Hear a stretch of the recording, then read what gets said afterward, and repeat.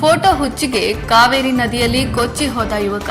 ಹೌದು, ಇತ್ತೀಚಿನ ದಿನಗಳಲ್ಲಿ ಜನರು ಫೋಟೋ ಸೆಲ್ಫಿಗೆ ಹುಚ್ಚರಾಗ್ಬಿಟ್ಟಿದ್ದಾರೆ. ಅದೇ ರೀತಿ ಇಲ್ಲೊಬ್ಬ ವ್ಯಕ್ತಿ ಸರ್ವಧರ್ಮ ಆಶ್ರಮದ ಫೋಟೋ ತೆಗೆಯಲು ಹೋಗಿ ತನ್ನ ಪ್ರಾಣವನ್ನೇ ಬಿಟ್ಟಿದ್ದಾನೆ.